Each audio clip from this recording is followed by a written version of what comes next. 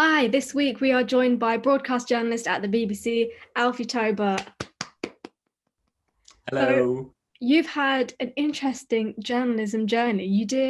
Am I correct in saying you did a gap year between your college and university where you did some hospital radio work? Yes.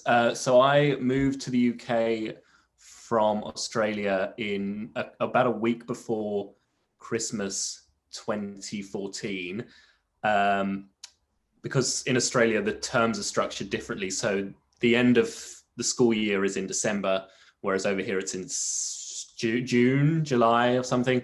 Um, so I finished school in December and didn't really know. Well, I knew I wanted to go to university, but I had loads of time to fill, so I volunteered. It wasn't hospital radio; it was community radio, but same sort of Oh thing. no. A local radio station in East Grinstead in West Sussex, which was a good experience. It was called Meridian FM, which everyone thought was related to ITV Meridian, but it wasn't. It was just a community radio station, but it was a good experience. I got to do I mainly did local news bulletins, but I also did some presenting and some DJing as well. Oh wow. Yeah, I don't know Mm. why I thought it was hospital radio, but how did you get into it? Like, what was the application process like? It was the good thing about community radio is that it's accessible to everyone uh, if you live near a community radio station.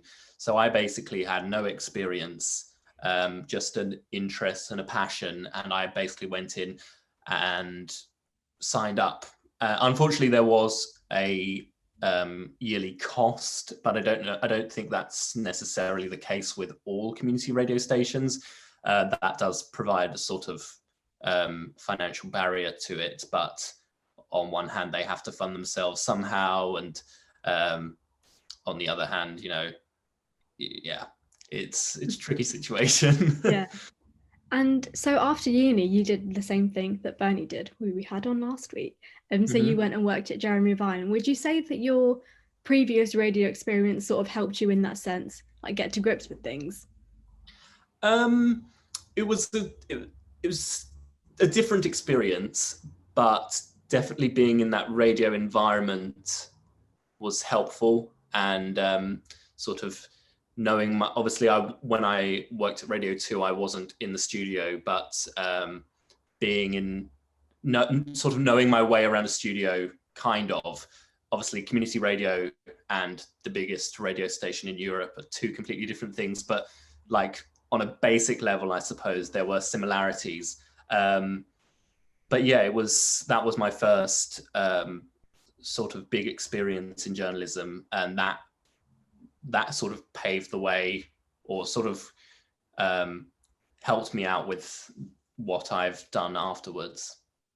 And so afterwards, leading into that, so now you're doing stuff with BBC Sounds, doing the bulletins. Side note, if you go to your Alexa or home device and say, what is the thing they have to ask?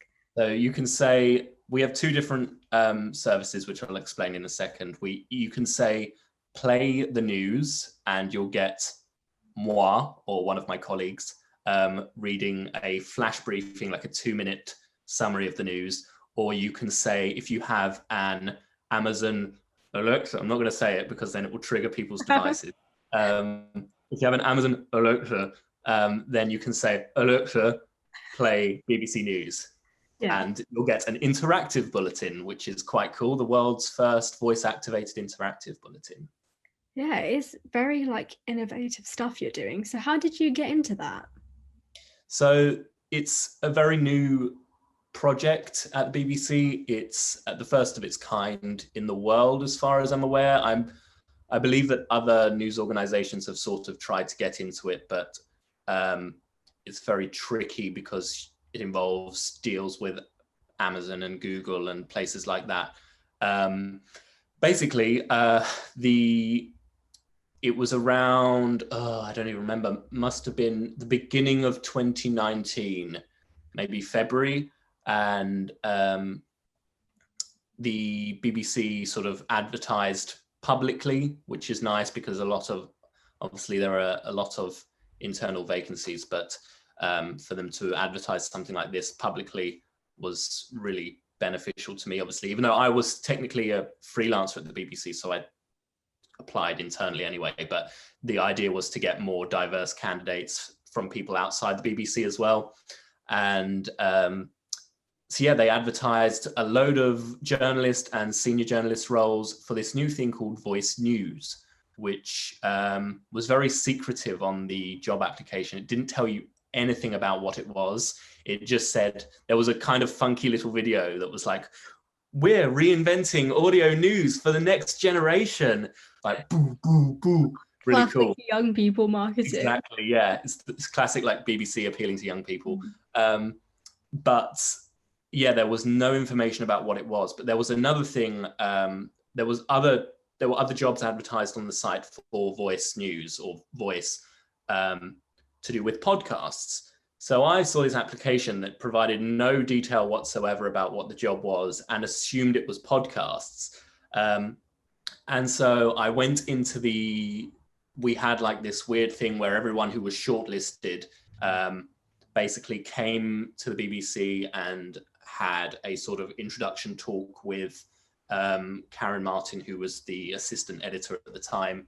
And she basically explained, this is like, as they said, reinventing audio news for smart speakers and basically having a entirely voice controlled bulletin for smart speakers, because in a few years maybe we're going to be seeing these smart speaker technology, the AI behind it in everything. We're already seeing it in, like, we've got it in our phones, we've got it in fridges. Some fridges have it now, some cars have it.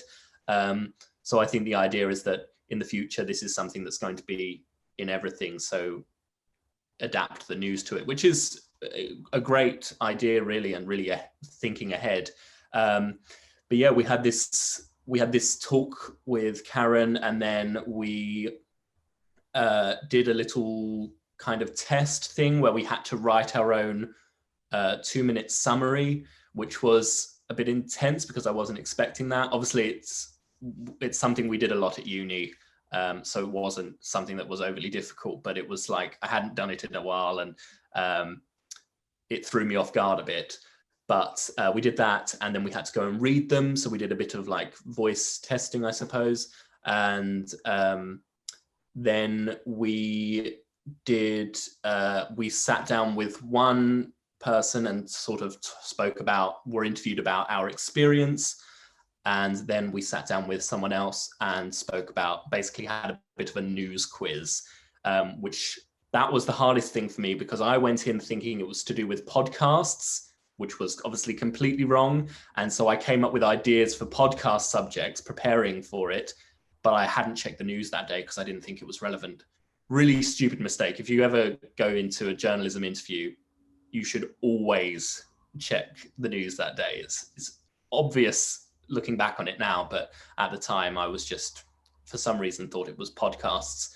And so yeah, then I didn't actually get one of the roles. I think it may be because I didn't do very well in the news quiz.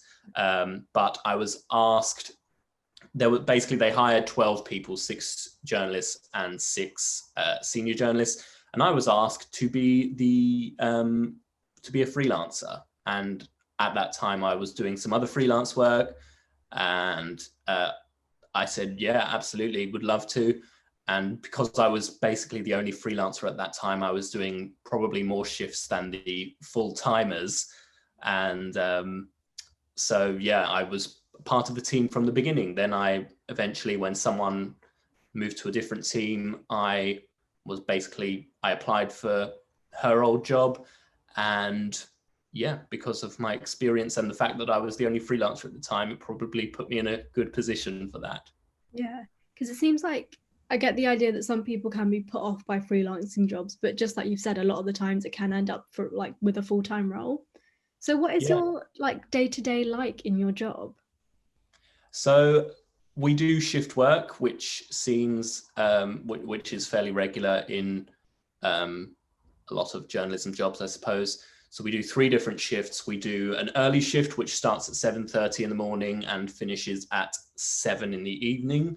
Then we do a late shift, which starts at 11 in the morning and finishes at 10:30 in the evening. And then we do a night shift, which starts at 10 in the evening and finishes at 9 in the morning.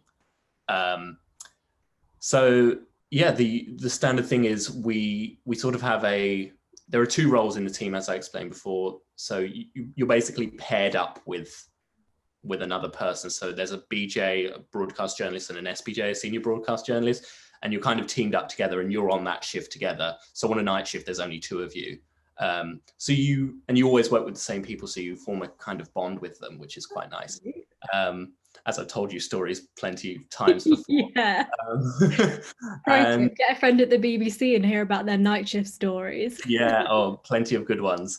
And yeah, so we do, the SPJs, the senior journalists, work on the interactive bulletin, as I explained before. Their job is to, they'll go in and basically work out what stories they want to do. If they're on the early shift, they have a deadline of 12 o'clock. If they're on a late shift, they do 2 versions. So they have a deadline of 5 o'clock and then 10 p.m. And then the night shift has a deadline of 5 a.m. So you're working towards that. So you put together 6 or so stories. And then the main thing is basically deciding what's your more content going to be. So within certain stories, if you want more information on that story, you can ask for more from the BBC, and you can get, maybe it's a package, maybe it's an interview, maybe it's a voice piece from a correspondent or something. Maybe it's a clip from a BBC podcast or a documentary or something. It's basically offering a more detailed look at some stories if you're interested in them. If you're not, you can skip them. And so they basically usually have 3 of those per bulletin. So that they'll spend their morning, and this is something I do as well. I regularly do those shifts as well. Looking at, okay, what's the most interesting content, and looking at sort of what we know about our listeners, what are they most interested in, and would they prefer a 3-minute package on, climate change, or would they prefer a 1-minute voice piece on Brexit? And it's kind of, you can do both, obviously. So there's that, and then what I do most regularly is the flash briefing. It's called. It's the 2-minute summary, and we do those every 2 hours or so, give or take. Sometimes it's every hour. Basically, there's a schedule throughout the day, and that basically just involves writing and finding audio, whether that be from the BBC News channel or from Radio 4, Radio 5 Live. Basically, I think the way the BBC senior management sees our work is of a way to sort of bring the best of the BBC in one place. So the best interview on the Today programme, the best, package on the news channel, stuff like that. So would you say like a good knowledge of BBC as a whole and the sort of content that each of the different stations produce, would you say that's essential for your job? Yeah, I think so. It's definitely important to know which audience you're targeting, especially when at the BBC, everything is sort of, when you have a specific service at the BBC, it's always compared to different parts of the BBC, if that makes sense. So if you're trying to target a specific audience, you'll be asked, are you targeting a Radio 4 audience, which is a more older audience, or are you targeting a Radio 1 audience, which is obviously a younger audience? Are you targeting maybe a 5 Live, which is sometimes more sport oriented? And so it's always good to know about what sort of audiences and what content other BBC shows or programs or whatever produce. But that's not something that you necessarily have to go in with a knowledge of. That's something that you just pick up being at the BBC, because this is all you hear. Like, oh, there was this great interview on the Today programme this morning, or there was this, they got this great guest on the 10 o'clock news last night. That's just something you pick up with being in that environment, basically. So what would you say are skills that you could like that you can have beforehand for like just preparing yourself for a job like you have? The main one would be news writing, specifically for radio. It's the main, basically, I think the job is kind of split into two parts. There's the writing part, which is obviously hugely important, especially in regards to accuracy and making sure everything is fair, fair and balanced, and also legally sound. So a knowledge of media law is pretty essential. And the other half of the job is the tech side of things, not so much with the flash briefing, but with the interactive bulletin. There is a lot of basically admin work of opening up different websites and uploading things and then dragging things across. And there's a very big technological aspect to it. And so I think that if you're, it's sort of, it's definitely beneficial if you have some sort of technological knowledge, but then again, you pick it up when you do it a few times anyway, and there's a fairly easy step-by-step process. So you mentioned media law and like writing for broadcasts and stuff. So would you say that an NCTJ qualification is essential for what you do? I'm going to really upset all of our lecturers here and say no.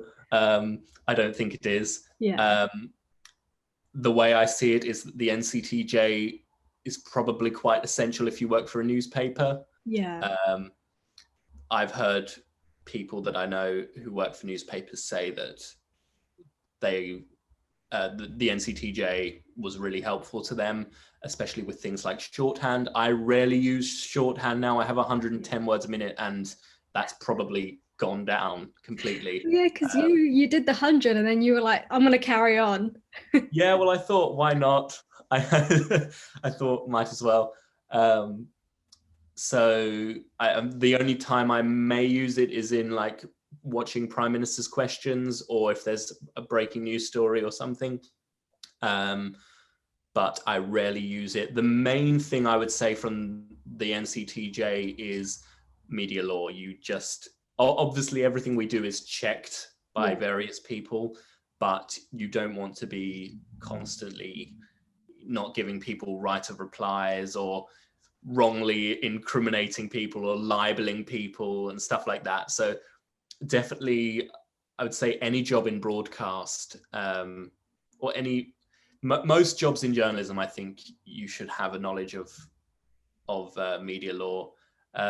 Besides that, I can't really think of anything else that's really essential from the NCTJ. But again, I'm glad I have it, because I think it's quite valuable if I ever wanted to go into print or online, maybe.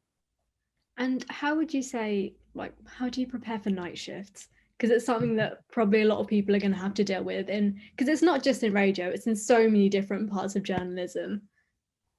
Yeah, definitely. If you, I'm afraid to say that if you work at the BBC, sorry.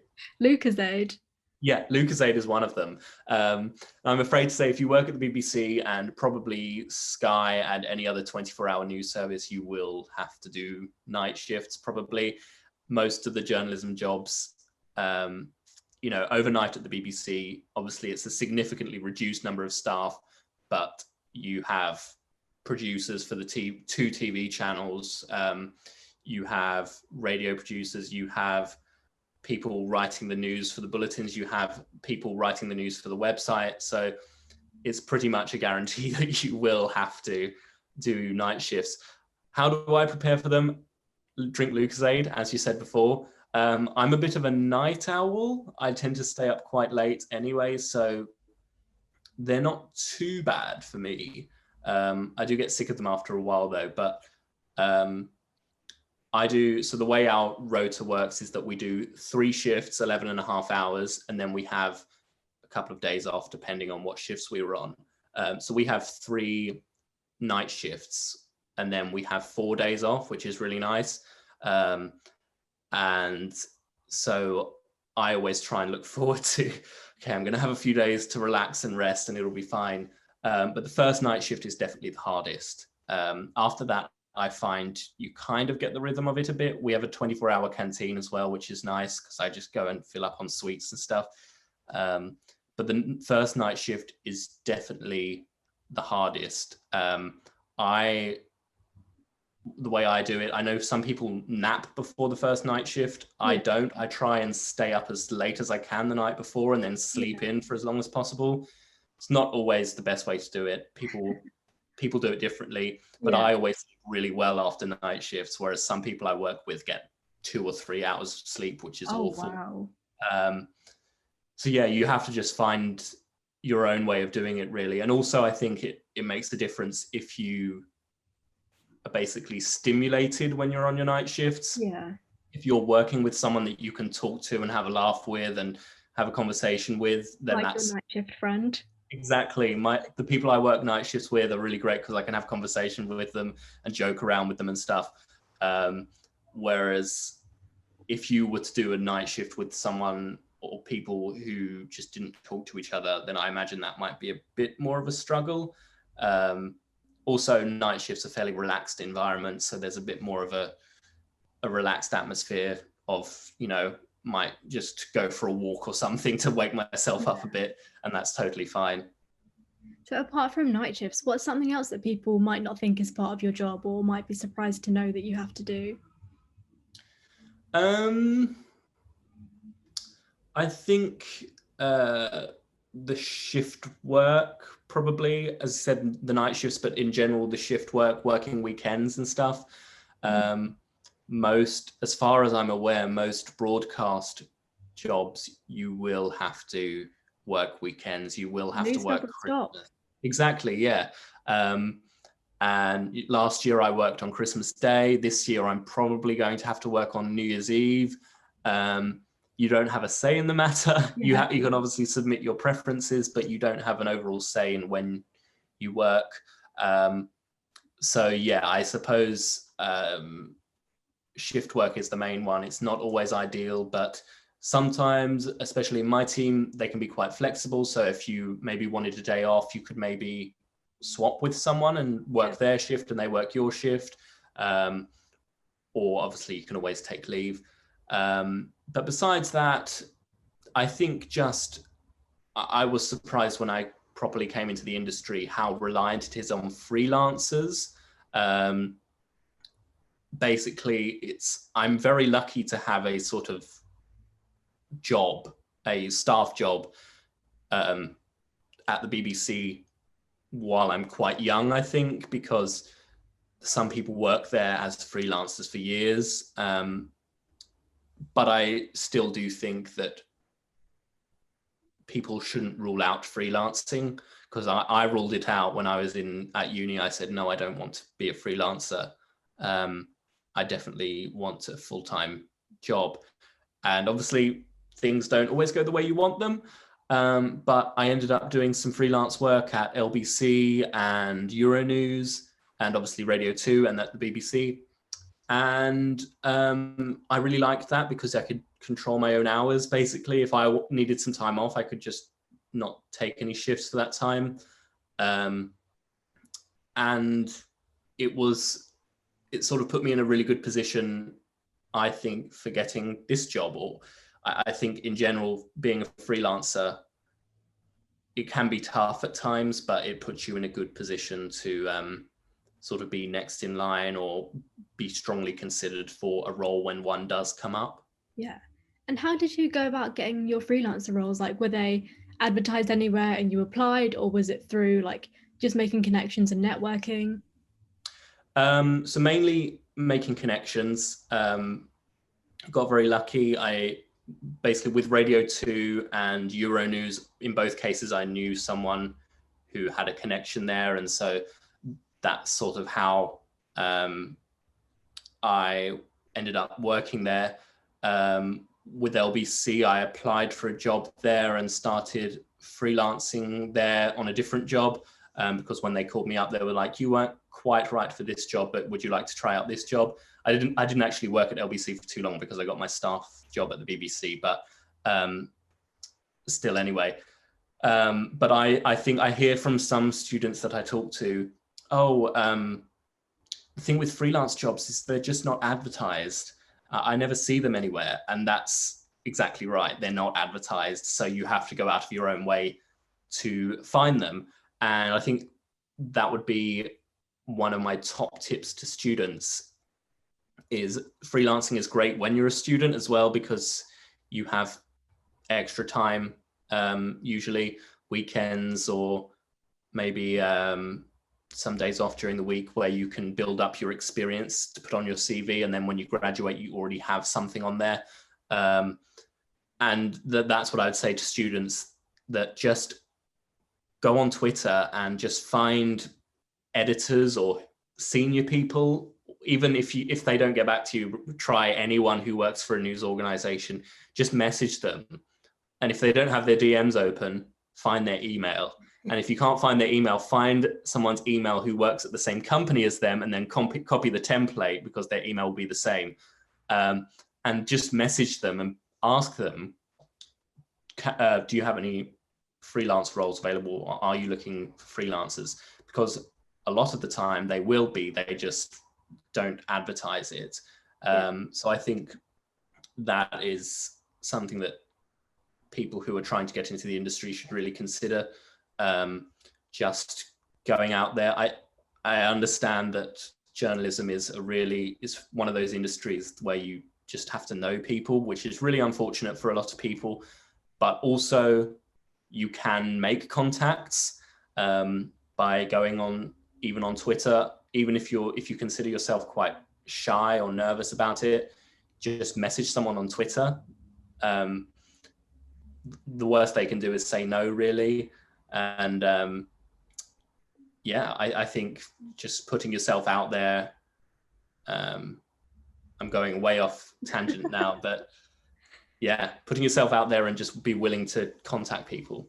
It is important though, and like you said, at the moment when we're all at home, it sort of gives people who are shy normally a bit of an advantage, because like I've had messages from people off Twitter just asking for help and stuff, and like I've never said no. I feel like in most cases people are just willing to help, especially at the moment, because the job industry in journalism unfortunately is non-existent. So I think the freelancing tip was really good.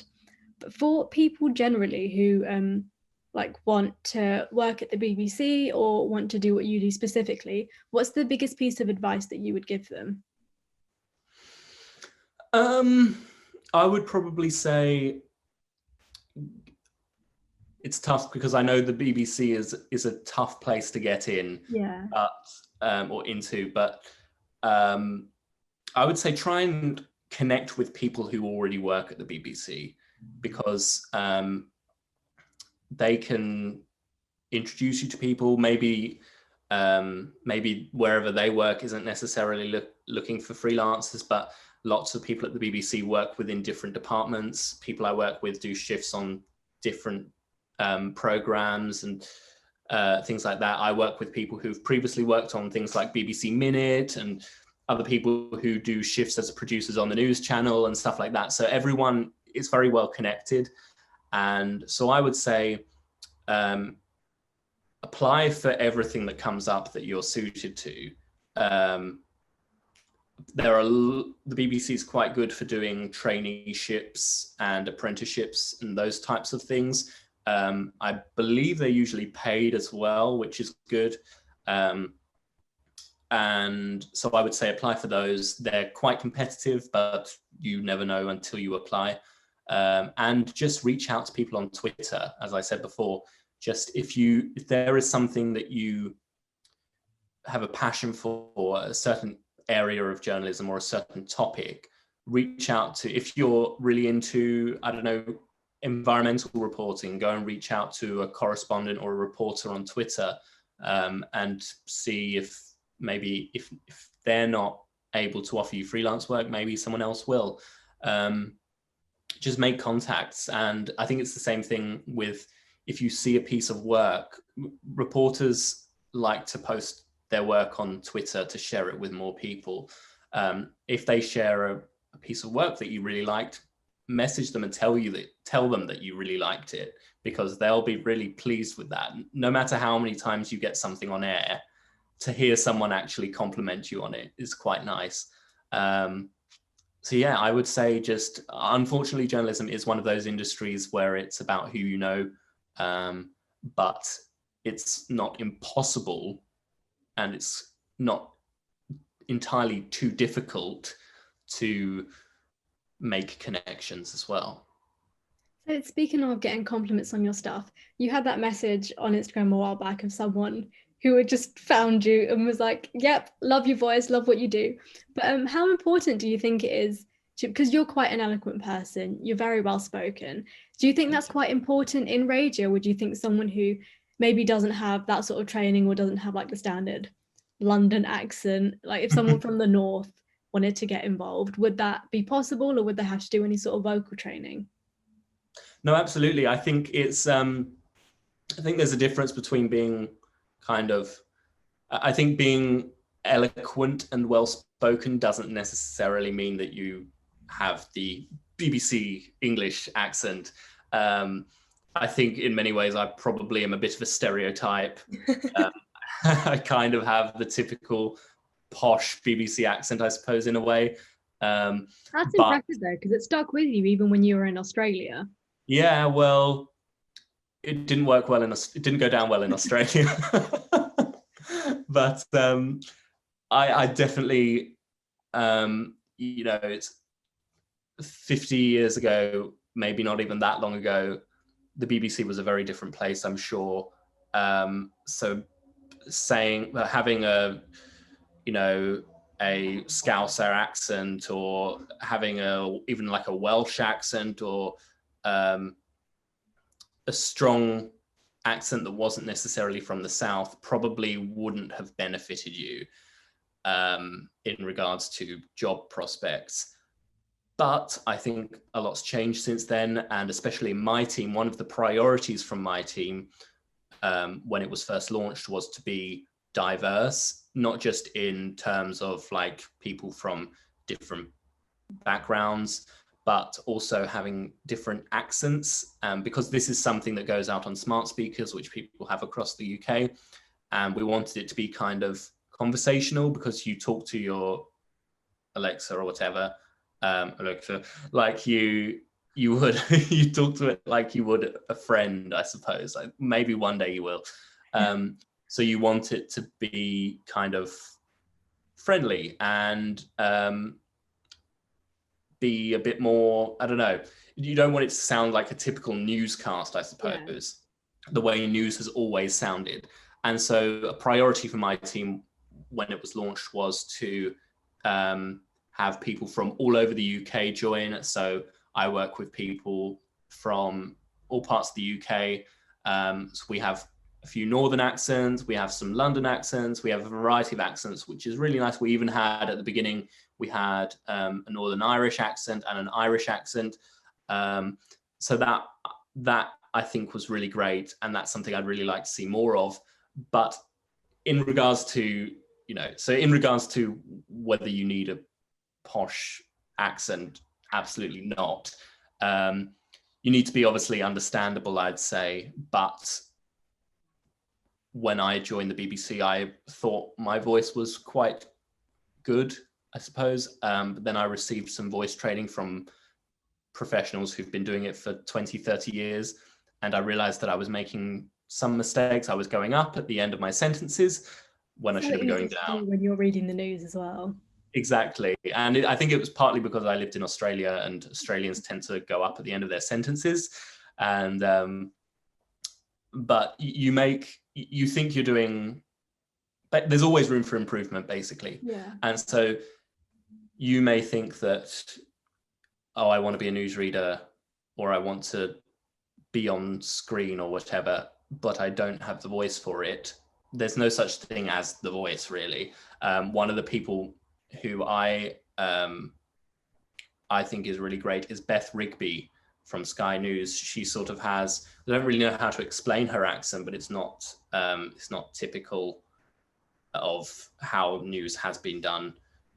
So I like that, and I think it's great to hear more regional accents as well on the BBC and in TV and radio in general.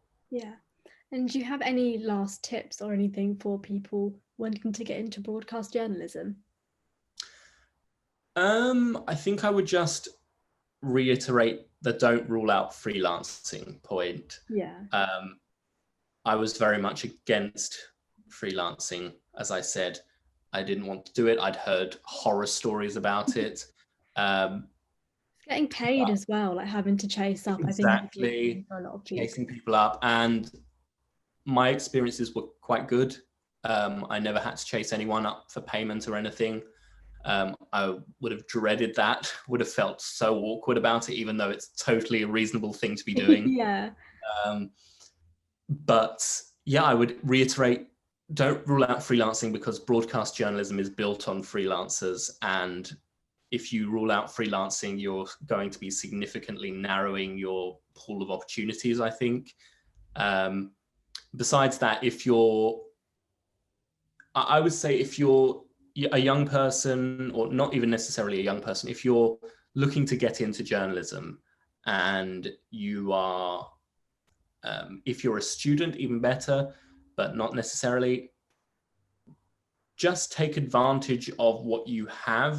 If you're at uni, you probably have great technology. You probably have a recording studio or a radio studio. You probably have video editing software, maybe Adobe Premiere or Final Cut Pro, which is things that are used in the industry. And if not, you have a laptop or a phone, write a blog. If you're at uni, if you have the technology, do a podcast, make a YouTube channel, do anything you can to get your work out there, and take as many opportunities as you can. If something is offered to you and you feel unsure about it, just take it anyway. You might not like it, but it'll look good on your CV. And yeah, I think that's it. Just get your work out there and build up your portfolio, build up your CV, make connections, because if you go to one place and meet people there, then chances are you'll go to another place and the people there will know some of the people there, because people work all over the place. Journalism I don't know if is such a small world. Like I had got a new mentor at work. This is slightly unrelated, but he also had his career start at Global.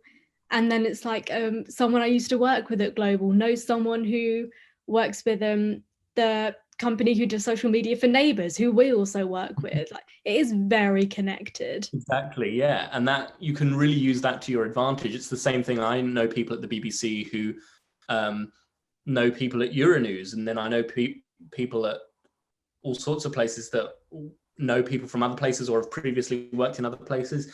And so don't be afraid to ask them as well. If you're working with someone and you've gotten to know them a bit, don't be afraid to ask them if they can put you in touch with someone else. Yeah. They might say no, but they might say yes, which is really beneficial to you. Well, that was all I had. Thanks for your time, Alf.